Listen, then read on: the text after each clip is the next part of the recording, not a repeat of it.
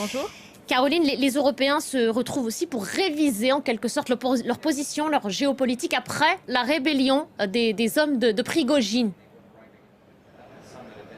Tout à fait. D'ailleurs, vous savez que le secrétaire général de l'OTAN quitte ces lieux où il était reçu, donc accueilli par les 27 pour parler de cet épisode qui a été traité avec beaucoup de prudence comme une affaire intérieure. Le président Zelensky est aussi intervenu en visioconférence et la Commission européenne, elle réitère d'autant plus sa demande d'un budget supplémentaire de 50 milliards d'euros pour l'Ukraine, donc d'ici 2027, à pouvoir utiliser.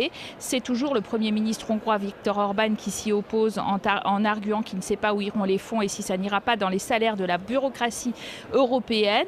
Toujours cette même rhétorique, il peut le bloquer puisque c'est décidé à l'unanimité et utiliser son veto parce que lui-même n'est pas content de ne pas recevoir, d'avoir des fonds gelés pour cause de dérives autocratiques.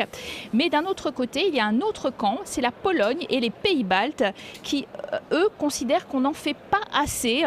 Ils veulent qu'il y ait un processus de paix avec l'idée d'une démilitarisation de la Fédération de Russie et puis qu'on s'intéresse de plus près désormais à la Biélorussie où sont parquées les troupes Wagner. Est-ce qu'elle ne devient pas clairement co-belligérante? Ce qui est de sûr, c'est que l'Union européenne a fait de grands progrès ces derniers jours, en particulier en renforçant avec un accord l'industrie européenne et l'achat en commun de munitions et la fabrication même de munitions, la production donc, et ça évidemment, ce n'était pas une compétence en commun, mais c'est une nouvelle compétence. Et puis, elle veut aussi filtrer les investissements étrangers sur son sol, et en particulier, par exemple, les investissements hongrois en matière de batteries au lithium.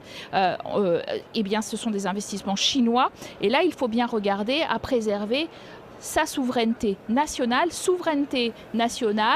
soutien très clair à l'Ukraine, ce seront les deux maîtres mots de ce Conseil européen.